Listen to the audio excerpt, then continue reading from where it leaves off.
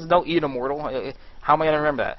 Well, it was kind of dumb, but I started pronouncing it like Immortal, like E-Mortal.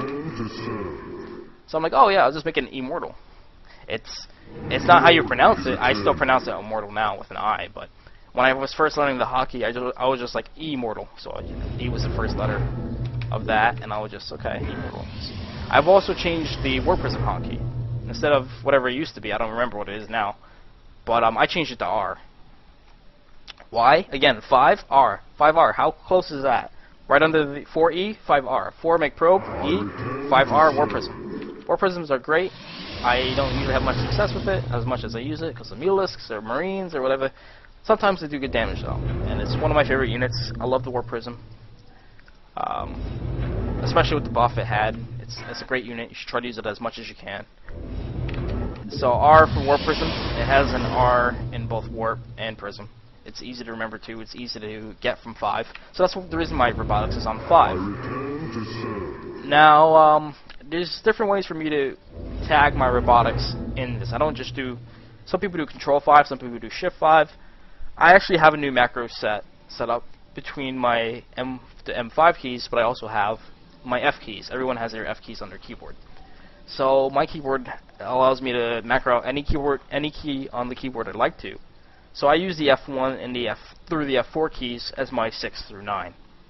So I have 1, 2, 3, 4, 5 on my keyboard, F1, F2, F3, F4 as 6 through 9. So I'm not reaching over my keyboard hitting 6, 7, 8, 9, 9, E, or I'm not really doing that. Some players do that. By all means, go for it. I mean, I personally don't. That's a lot of hard. Map is drop. But more power to them. I don't. So what I do instead is F1's going to be my 5 key. F1's going to be my 6 key. I'm sorry. So F1, once I start from there, it's going to be Shift F1. Anything after that, my 7 key, 8 key, and 9 key is going to be F2 to F4. Because 1, 2, 3, 4, 5, you can kind of like easily get to that with once your hand's positioned in the kind of the hand position area, the resting area, which is kind of like above your WASD key, as most gamers would already know that. But I'm just going to break it down. So 1, 2, 3, 4, 5, easy access. You can just kind of tab through back and forth with your hands pretty easily. You can see I'm tabbing through multiple hotkeys with relative ease. Now, if I were to try to go from here to like 6, 7, 8, 9, you would notice there's going to be like a little bit of a pause. Like, I have to go from like here to access my 6 to 10 key. I can't just go, face roll my keyboard and go through the entire list because it's kind of too far. I only have 4 fingers on my, without my thumb, of course, on my left hand to reach the top numerical keys. So I use those F keys because I go 1, 2, 3, 4, 5, go through that list, and I'll go up with those same main fingers and go to 5 through 4, and I'll access my 6, 7, 8, 9 keys. So let's go through the list, and we're going to see what I use the other keys for. It's going to be a good example.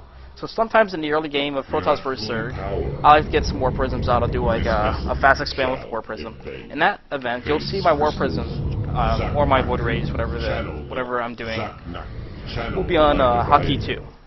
These are temporary early game hotkeys. My hotkeys are really confusing because each time, each game, each scenario, mid game or late game, they're always going to be changed. But there is a method to it. Normally in a non early game Stargate play, like against Terran, it'll still be 2 if I'm doing a Void Ray all-in. But if I'm just getting these guys in like a late game Protoss vs. Zerg, I have my Colossus. These guys won't be 2 because I'm gonna need my 1 to 3 hotkeys occupied. We're gonna get some more tech. Let's get some of that out. Get the robotics bay. I'll show you what it looks like. It's a really cluttered base. Oh, say I have my probes. Build some pylons so I don't get supply block. Alright. So where were we? Going through our hotkeys. I got my observer. Observer is going to be pretty important. For the life of me, I've played games where I need to get the observer. Where's the Terran's army? Where are the cases?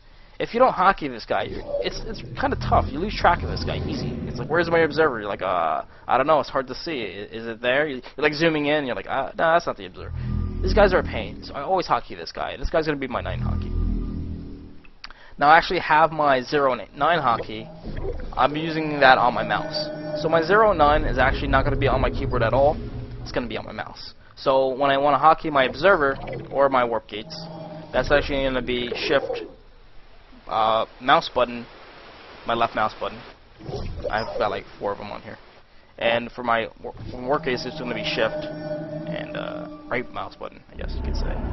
Second mouse button too. Some kind of mouse button. So same thing here. I'm just going to tab through. So tab's going to be able to switch between warp gates and non-warp gates, warp gates and gateways. So I'm on warp gate. All I have to do if I were focusing over here on my immortal drop is tab DGG, good games. Look at this guy, do whatever I'm doing, and my warp gates are still going to transform. Where's my observer? I don't know. Oh, there he is. I hit my 9. So always keep your. You don't have to keep 9 as your observer, but it's important, almost imperative, when you make observers to at least have 1 hotkey. Sometimes I'm going to go to my robotics 5, make a couple of observers out, and I could put 1 over there. I'll put 1, to help me defend against drops. I'll put 1 over here. And you don't need to have all of them hotkeyed. Maybe you'll want to have, okay, this one on 9, this one on 9. I just like to have at least 1 hotkey, mainly the one that's going to be on top of the Terran army, or Protoss army, whatever race I'm playing against. I kind of want to have, see, the attack, the Zerg's main base. This is going to be what I call the active observer. The active observer is going to be the one who's going to scout. Okay, what's his tech look like? Where's his army? These are called passive observers. These guys are basically what they sound like. They're just going to hang out. Say Zerg's getting mass mutalisk. These guys are just going to chill. These guys are going to be like, okay, you guys sit over there, because if I see Terran do dropship or Zerg's getting mass mutas, I just want to track their movement. This way I can just see what's going on. So you stay there. This is why it's not as important to hotkey these guys, because they're just going to sit around. They're not. It's very unlikely to forget where they are, because you're going to know, because they haven't been moving, for one. So you can track their movements with these guys. If you wanted to, you can add them to 9. I don't. But this guy, the active observer, is going to be looking for tech. Okay, he's getting Spire. He's getting Ghost Academy. Where is his army? Let's go check the natural. Oh, what's my probes? Make some probes. Go back to my gates. Chrono boost my warp gate. Okay. Where is that observer? Okay, there he is. And you go from there. So this is important to have your active observer, at least on a hotkey. So what about 7 and 8? 7 and 8 is going to be... Where is it? I usually have... Let's get a couple War Prisms. War Prisms, get a Colossus. Let's get some Templar out. And let's try to simulate a Templar in each base. Make it look real. Everybody knows how to get guys in gas. Say I selected out all these guys down here. I want to send them to gas. I'll just right-click on gas geyser, subtract 3, and go to my minerals. That's how I get my gas. If I wanted to send them to another base, I go over there. I just select them all, send them to the minerals. Pretty simple. So I got my Warp Prism out. Alright, so my Warp Prism, this guy's, I don't really have a definite hotkey for this guy. This is kind of the gray area for my play, which I kind of don't like. I want to solidify, make a perfect answer to what my hotkey is going to be. So this guy's usually either going to be 8 or 9. So I'm usually going to have this guy as 8. I have him as 7 sometimes. The Warp Prism's good to hotkey. Sometimes you also don't want to lose track of this guy. Sometimes I don't hotkey him. I just have him around the map, and sometimes I even forget about him. Not so much that I forget where he is, or he's hard to look at. Like the observer's kind of invisible, but the Warp Prism, he's big. It's not that you won't forget about him and not know where he is. It's just that the game's going on, and I look at my hotkeys all the time. I'm like, okay, going through, tapping through. Okay, warp gates. How many do I have? I only have 5. Oh, no, I have more. Add them to the. I have 8 actually. My robotics, I have 2. Oh, look, a Warp Prism. And then sometimes if I don't have it on hotkey, I send them around the map. I'm like, okay, go there. And then I get attacked. I'm like, defend the attack. And I'm like warping stuff in. I'm chrono boosting over here. I'm making probes. I'm expanding. I'm doing stuff. I'm making pile. It's a lot of stuff. And then you kind of forget about this guy over here. It's like he's in the corner of the map. You don't really look over there that much. You put him there so that you don't get sniped or detected. You want to be sneaky. And then sometimes you just forget about him. I've had games where I've made Warp Prism and I've just sent them to the corner and like never used it. And I'm like, oh yeah, I had a Warp Prism. It's not as prevalent now because this is when I was like first starting to use War Prism. So I don't really do that often nowadays. Nowadays it just gets sniped easy, and I'm like, no. But it helps when you're looking at your hotkeys, like, oh yeah, War Prism.